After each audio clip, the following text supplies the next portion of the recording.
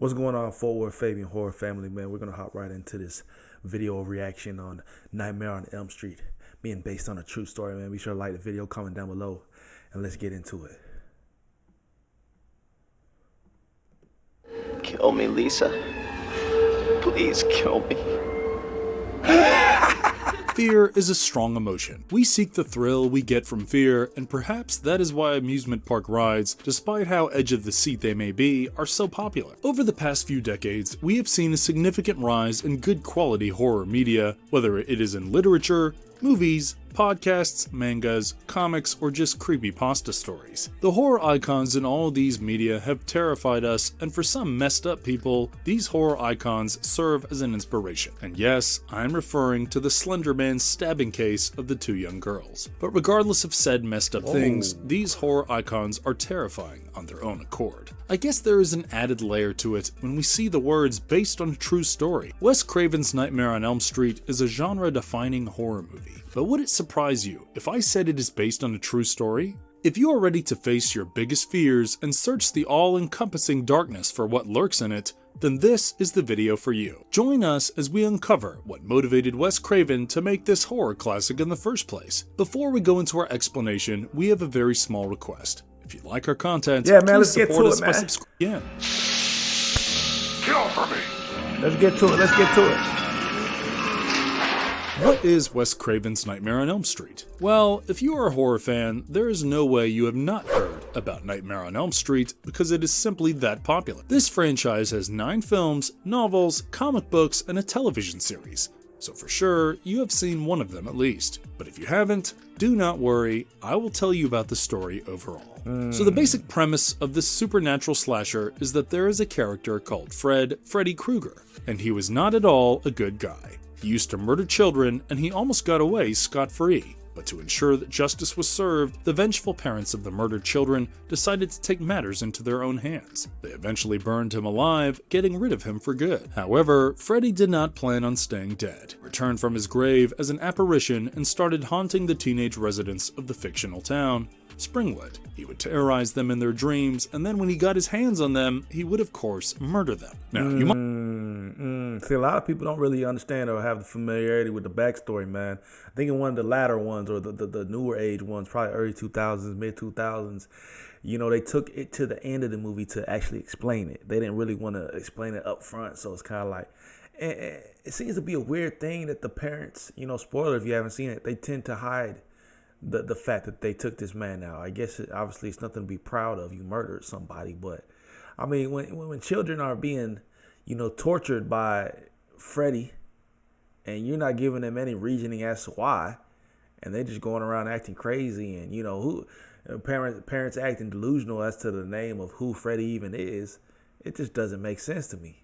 Might think, well, he is just showing up in a nightmare. How bad can it get? Well, pretty bad, because whatever he does to them in the dreams does show up in real life as well. One by one, the teens of Springwood were killed off until Nancy Thompson, played by the beautiful Heather Langenkamp, managed to pull him out of her dreams and kill him off. If you have missed this 1984 classic, I highly recommend it. You get to watch the beginning of an iconic era of horror and also a young and handsome Johnny Depp. But this movie would not be the end of his murderous adventures though. Freddy came back again in A Nightmare on Elm Street 2, Freddy's Revenge, which came out in 1985. This time, the main protagonist is Jesse Walsh, played by Mark Patton. He moved into the Thompson house after Nancy moved out, and Freddy decided that he would possess the body of this young teen. The day was saved by Lisa, Jesse's girlfriend, who managed to exorcise Krueger's spirit out of Jesse's body. The movie after this was a bit goofy if you ask me. The horror factor was still there, but the campiness of it went up several notches. In 1987's A Nightmare on Elm Street 3, Dream Warriors, Freddy is back at it again, killing off the Springwood's teenagers. Despite Springwood being affected by Freddy 2 times already,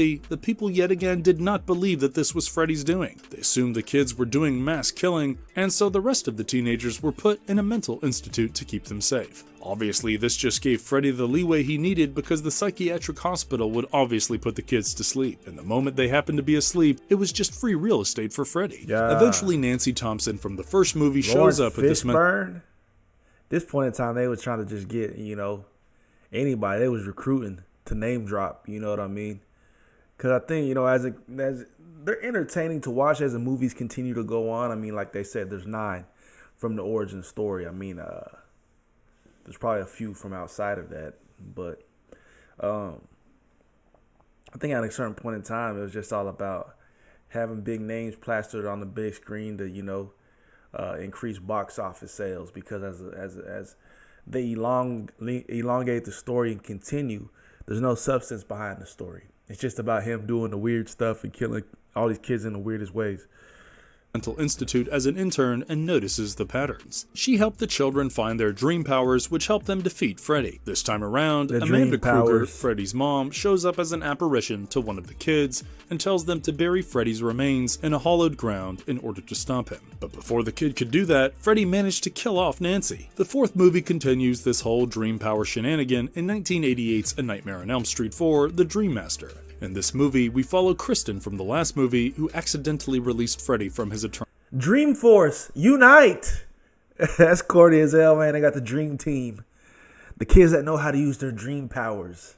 Like, come on, man. And what is the first thing Freddy does after being released? Why? Kill children, of course. He even kills Kristen, but right before he does, she manages to give her dream powers to Alice Johnson, played by Lisa Wilcox. Alice, who has no idea about these things, inadvertently starts to supply Freddy with more victims, as when she sleeps, she pulls others into her dreams. Freddy, seeing this as a grand opportunity, keeps killing more children. Eventually, Alice sees that something is off and starts showing traits of her late friends, which helps her put 2 and 2 together. She confronts Freddy eventually and releases all the souls of the fallen kids onto Freddy, who rip him apart. Damn. In A Nightmare on Elm Street 5, The Dream Child, we see that Freddy is trying to be reborn again. He has chosen a little baby as his vessel. And who is that baby? It's Jacob, Alice's child. He pulled both Jacob and Alice into the dream world and was about to live out his gory dreams of being born again when his mother, Amanda Kruger, showed up. She urged Jacob to use the powers he has against Freddy, and that gave her the one shot to subdue the fear. Interesting, man. Interesting. Because, there's a Nightmare on Elm Street and there's the Friday the 13th, right? Pick your poison. Me, I'm a Jason guy. I still rock with Freddy, though. But it's kind of interesting on each side how the mothers of these killers act differently, right? Jason's mom wanted to get vengeance on him in the first place, and even after she dies and Jason starts returning, she's always like a vision, to him to encourage him to keep doing worse and keep killing, for revenge. And then in this one, they detail, obviously, you got Freddy's mom who's encouraging his elimination. You know what I'm saying? Complete opposites. Amanda took it, and Alice and Jacob were able to get out of the dream world pretty safely. 2 years after this movie, in 1991, we see Freddy's Dead: The Final Nightmare. In this movie, we learn a bit more about Freddy's backstory, which I will explain a bit later. In this movie, Freddy wanted to create new Elm Streets and start off a new wave of killing sprees. Maggie, his daughter, managed to use her dream techniques to find out more about Freddy. Right when he was offered eternal life by dream demons, she managed to pull Freddy out of the dream world and destroy him with a pipe bomb. All of these movies were sequels to one another. The last 3 movies of this franchise, however, take a different reality. In Wes Craven's New Nightmare of 1994, we get to experience a fascinating concept. According to this movie, every other movie we have seen so far is just fiction. Craven plays himself, Englund plays himself, Nancy plays herself, you get the drift. According to this movie, the character of Freddy Krueger is actually an evil entity which is trapped in the movies where its tale is being told. Now that the movies have stopped, this entity wants to go out into the real world. It sees Heather Langenkamp as Nancy, the first ever person to defeat it, and kidnaps her son into the dream world. To defeat this entity, Heather had to play Nancy one last time and persuade the entity just enough until she could trap it in a furnace and destroy him for good. We get the campy horror goodness of Freddy vs. Jason of 2003. This movie, as the name suggests, is about Friday the 13th. Who got a big old head? Oh damn! Look at that head! Oh damn! We're going against our dreamy slasher. Freddy had grown weak as no one in Springwood believed in him anymore. And so to strike more fear, he pretended to be Pamela Voorhees, Jason's mother. He sent Jason after the people in Springwood to create panic and chaos. Jason succeeded in doing that. He also did not want to stop killing. This pushes Freddy to fight with Jason in both domains, Dreamworld and Crystal Lake, and we do not see who wins the fight in the end. Lastly, we have seen the 2010's Nightmare on Elm Street remake with Rooney Mara. Here, Rooney Mara plays Nancy, who saw that young kids of her age were being killed in This is the one I'm referring to, right? It's kind of like a complete delusion as to what's happening. Parents are trying to keep it a secret. But it's like, I get you're trying to protect your children, but not disclosing that, Freddy's a real existence. And what y'all did, y'all eliminated them, is not really to their benefit. Let them know what's happening. But I guess in their minds, they assume that the less they talk about him, the better. But he's already torturing them. At that point, it's already a little too late. Their sleep. Upon conducting some more investigation, she found out that they were all connected because Freddy Krueger had molested all of them back when they were little kids. Their parents got together and burnt him alive. But that was, again, not enough to stop him. Freddy turns into a vengeful spirit and slowly kills off the kids, saving Nancy for the last, as she is his favorite. Freddy refused to let Nancy sleep for long enough so that she eventually slipped into a coma. Luckily, her friend injected adrenaline into her, bringing both Nancy and Freddy He out looked different into the in this real one world. too. Together, the two friends defeated the supernatural entity and burned the remains, finishing him off for good. Now, over the 9 movies, it is clear that Freddy is not someone you can take lightly. He simply refuses to stop, and it is clear that he is quite messed up. But is it because he was murdered by the vengeful parents? Well, not exactly. See, Amanda Krueger, the one who has shown up as a fairy godmother for 2 movies, was a nut. She used to work in a hospital, and during her tenure, she went through something horrible. She was accidentally locked in a room with patients, and there she was assaulted by more than 100 psychopaths. These traumatic events eventually led to her pregnancy with Freddy. She left her job, settled in Springwood, and gave birth to Freddy. She even remarried another man. However, despite her desire for a normal life, Freddy was simply not born for that. He was cruel to animals and hurtful towards others, and that led to him being bullied by his classmates a lot. His stepfather was not very kind to him either and often beat him black and blue. However, Freddy eventually tried to make a good life for himself. He got married and had a kid, but his urges got the best of him. He went on a rampage, killing kids, earning him the title of Springwood Slasher. He was caught, but he was released because of a technical error. Someone did not sign the warrant in the appropriate place. Obviously then, the vengeful parents locked him up in the boiler room and set him on fire. The law always letting people down, man. Letting folks down. They said the warrant wasn't signed, so he got released. Huh? So the parents took it upon themselves to become vigilantes, take justice into their own hands. After this horrific incident, the Elm Street parents decided to stay quiet about it. They did not want their teens to suffer from this knowledge, and Freddy Krueger was always chalked up to being an urban legend. The kids started being killed one by one. The parents were understandably shocked hearing a name they know all too well, which adds an interesting layer to the story. Personally, when I watch Nightmare on Elm Street, the main theme that pops out to me is childhood trauma and how it can have a long-lasting effect on anyone. The children who went through the horrible things had their own set of issues, and the parents, who were just trying to protect their kids by not coming clean, unintentionally made everything worse. The redemption that drives Nancy and all of the female protagonists of the movies is genuinely such a satisfying thing to watch. Also, the concept of horror that crosses over from your fantasy world into reality is terrifying. So yeah, as you can guess, this movie holds a special place near my heart. Real-life incidents. But this horrific demon that chases you down in your dreams is not something that came to Craven out of the blue. See, before Craven wrote the story, he came across an article talking about a refugee child from the Cambodian genocide under the rule of Pol Pot. He wanted to make Cambodians the master race, and that led to the deaths of more than 2 million South Asians. This young child was so scared that he refused to sleep while his entire family fled from Cambodia to America. Apparently, the boy was scared that he would be attacked in his dreams and he would never wake up again. After coming to America and a few more days of not going to sleep, one night, the boy eventually went to bed. This made his entire family think everything was fine, but they were awoken in the middle of the night, hearing blood-curdling screams from the boy's room. By the time they reached him, the boy had died. He died in a nightmare. But this one is not a one-off event. There were dozens of Southeast Asian refugees who suffered and died from a mysterious sleep disorder while they went to bed. The victims of these deaths were mostly young men between the ages. Kind of remind me of that movie, The Crooked Man, or it could be The Tall Man. I forgot, but there's a specific story aligned, or the intro of that movie. they tie it into somewhere in Asian culture. And a boy is scared to go to sleep because of this folklore, this tale. He doesn't want to go to sleep. His mom encourages him to lay his head down, just go, to not be afraid. And come to find out, this entity actually steals him while he sleeps. She goes back to check on him and he's gone. He was right all along. He should have never fell asleep because this thing was after him. Now, this could be tied to the same story.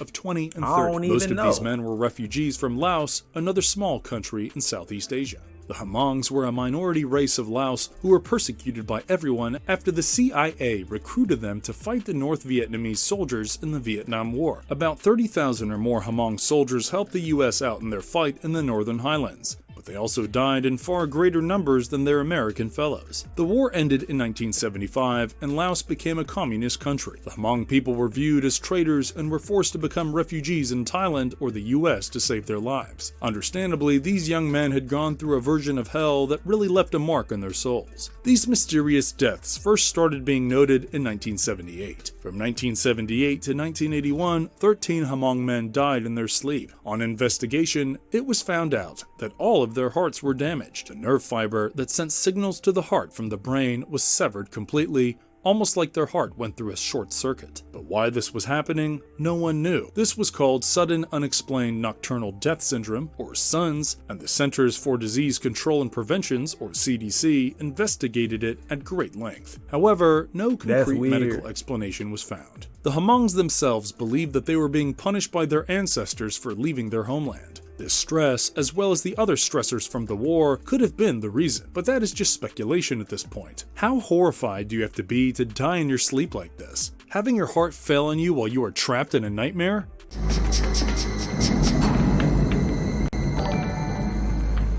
Is it really based on these incidents? Wes Craven's inspiration. We all suffer from nightmares, but what if we ended up being trapped in it? That was a sentiment that Wes Craven wanted to emulate in his script. With the son's cases in point, he set out to work on the script of Nightmare on Elm Street. But this was just not enough. To make the villain scarier, Craven knew he had to personalize it. He had to put something that struck fear in himself into the story. In Never Sleep Again, the making of A Nightmare on Elm Street, Wes Craven mentioned this terrifying encounter that stuck with him for a long time. Back when he used to live in his childhood home, one night, Craven woke up from something feeling rather off. He woke up and found an unwanted guest right outside his bedroom window, and it was a drunk man in a tattered fedora who had unceremoniously woken him up. The man stared at Wes Craven through the window hard enough to scare the young boy. As most kids do, he hid under the blanket and hoped everything would be okay. When he felt like he was safe, he carefully made his way to the window and peered outside, but the man was still there.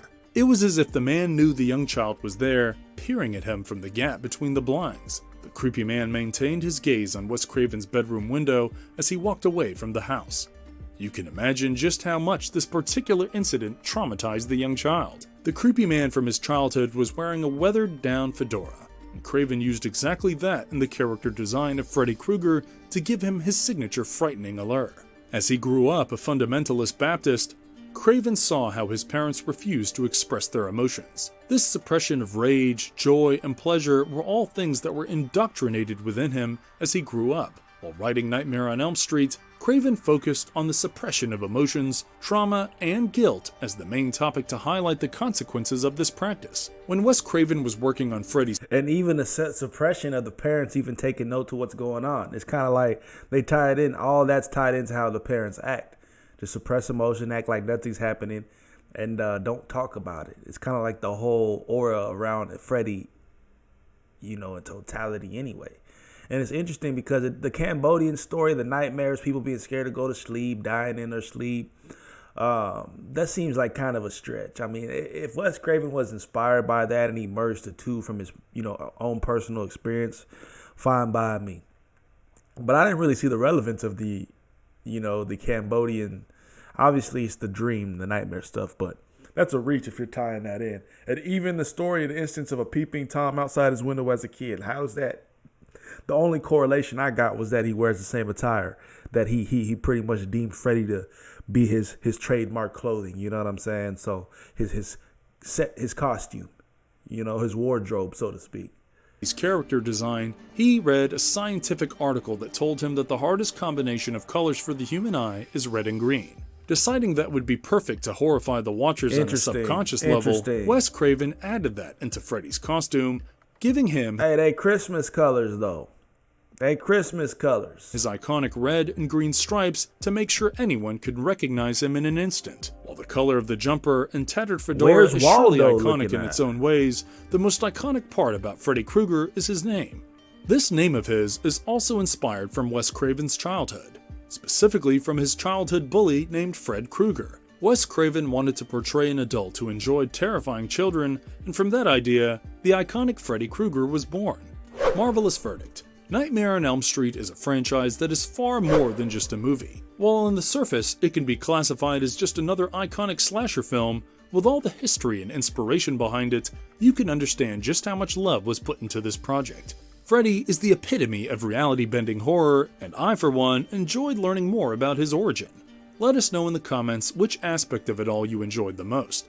Do you think you would be able to distinguish between reality and fantasy when a knife-wearing maniac chases you? Like I said, I think a lot of the so-called inspirations for the story are a bit of a reach, but, you know, to each their own. I think that's kind of interesting. I like how they took us through, you know, the films and the kind of the backstory. So comment down below and let me know y'all's thoughts. You know, Nightmare on Elm Street's definitely a classic. I'm a huge fan of both, you know, Friday the 13th as well as this. So let me know some of y'all's favorite horrors in the comment section down below. I would probably say my favorite of all time's got to be Jeepers Creepers, man. But Jeepers Creepers, you know, from some of the ones from back in the day, but you know, a few of them are up there. So anyways, we'll catch y'all in the next video. Peace, love, prosperity. God bless, man. We out.